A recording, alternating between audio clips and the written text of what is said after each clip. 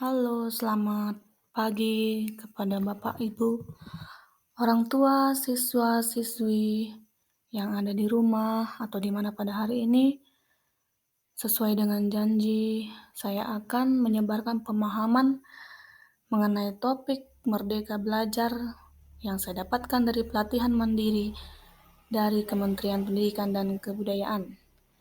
Kita langsung saja ke topik Merdeka Belajar.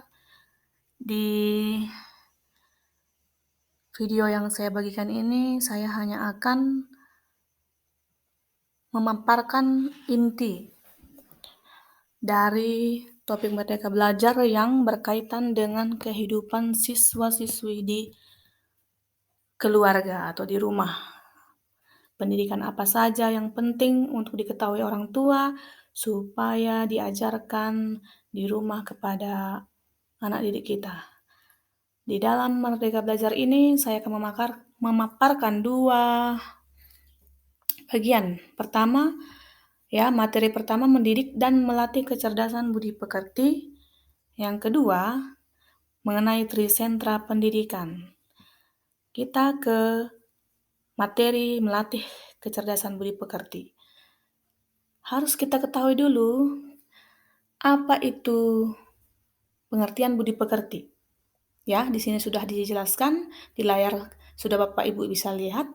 Budi pekerti merupakan hasil dari bersatunya gerak pikiran, perasaan, dan kehendak sehingga menimbulkan suatu tenaga atau gerakan.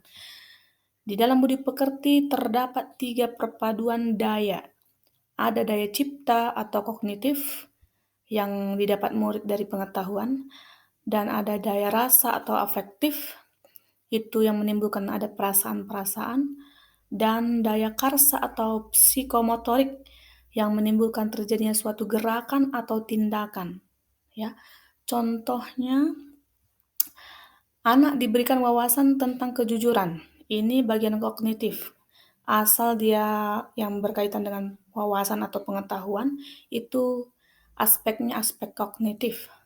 Lalu setelah dia diberikan wawasan, anak akan merasa gelisah saat dia melihat ketidakjujuran. Misalnya dia lihat temannya berbohong, temannya mencuri, dia merasa gelisah dan tidak tenang. Ya, itu ada pada aspek afektifnya atau perasaan tadi. Sehingga anak akan berperilaku jujur dalam kehidupannya. Karena dia merasa gelisah tadi atau tidak tenang tadi melihat ketidakjujuran temannya atau kawannya, maka dia akan melaporkan ketidakjujuran itu kepada guru atau orang tua di dalam keluarga. Jadi tindakan ini disebut masuk ke dalam aspek psikomotorik, ya, atau daya karsa.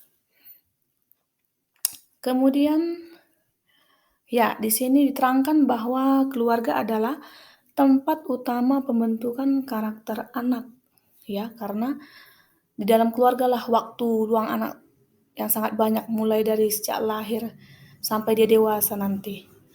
Kemudian, guru berperan membantu murid menemukan kecerdasan budi pekerti dengan tuntunan dan teladan yang sesuai dengan kebutuhan murid.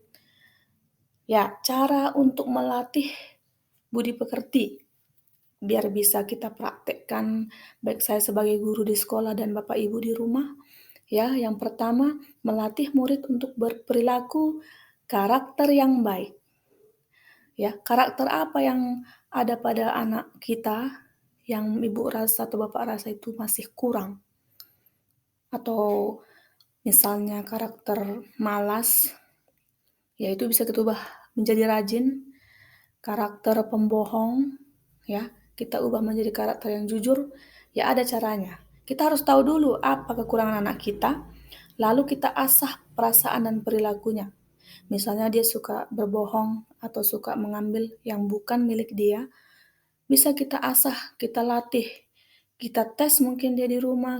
Saya di sekolah juga bisa saya tes perilakunya, kalau memang ada keluhan dia tidak jujur. Kemudian setelah kita kasih dia pengetahuan dan kita asah perasaan dan perilakunya, lalu lama-kelamaan akan muncul rasa kehendak atau karsa. Ya, ini aspek kognitif tadi ya. dia akan berjuang untuk melakukan perilaku yang baik itu. Karena sudah ada pengetahuan tadi dan sudah dilatih sejak kecil, sejak dini. Jadi itulah caranya untuk melatih kecerdasan budi pekerti. Kemudian kita ke teori konvergensi yang dicetuskan oleh Bapak Pendidikan Nasional kita yaitu Ki Hajar Dewantara. Ya, teori konvergensi ini adalah gabungan dari teori tabula rasa dan teori negatif. Jadi ada beberapa orang memiliki pandangan ya setuju dia dengan teori tabula rasa, ada juga orang yang setuju dengan teori negatif.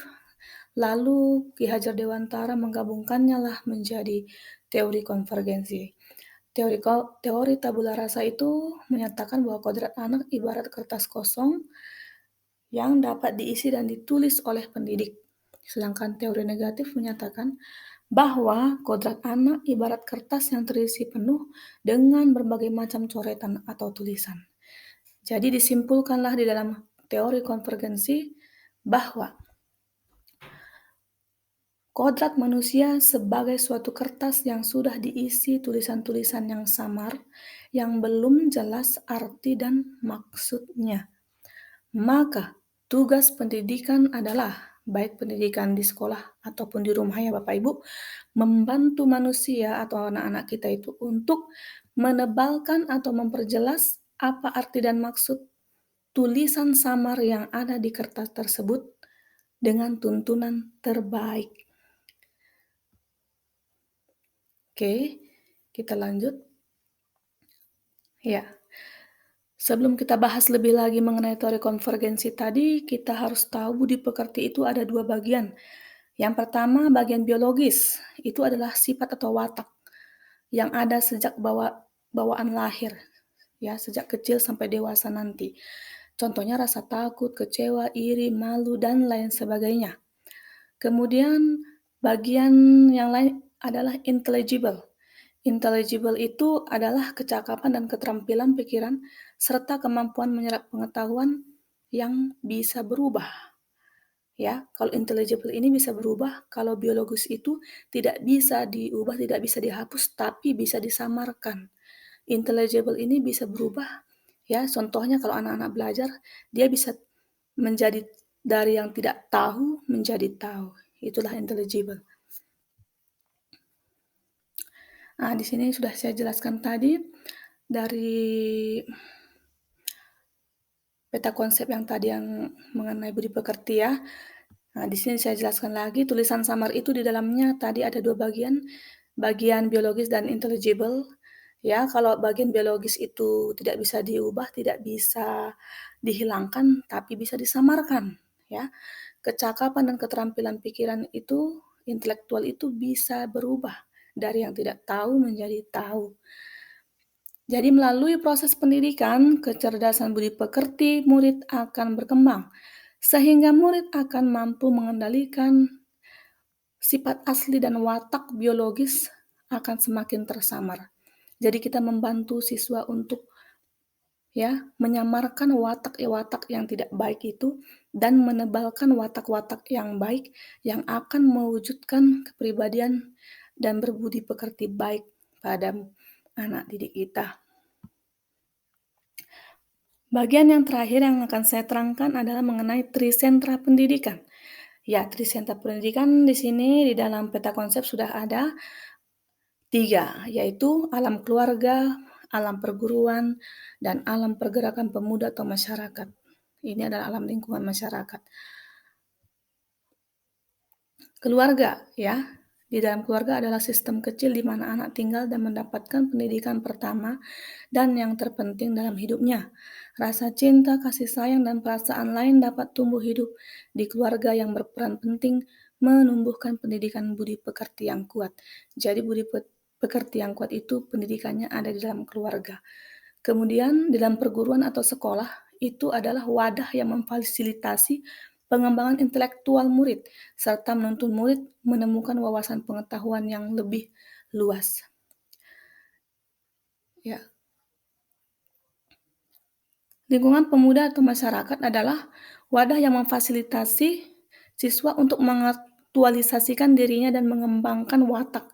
Wadah inilah menjadi penguat pendidikan anak, baik kecerdasan budi pekerti maupun sosial emosional. Oke, demikianlah Bapak Ibu. Terima kasih buat waktunya yang telah diberikan untuk melihat pembelajaran ini sejenak. Semoga dapat bermanfaat bagi Bapak dan Ibu yang telah melihatnya dan dapat kita terapkan, kita buat langkah-langkah kecil kita untuk ya membantu anak-anak kita menemukan kecerdasan budi pekertinya dan keluarga juga mendukung anak-anak supaya bertambah menjadi siswa yang berperilaku atau berbudi pekerti yang baik. Sekian dari saya, terima kasih. Hanya ini yang bisa sampai saya sampaikan.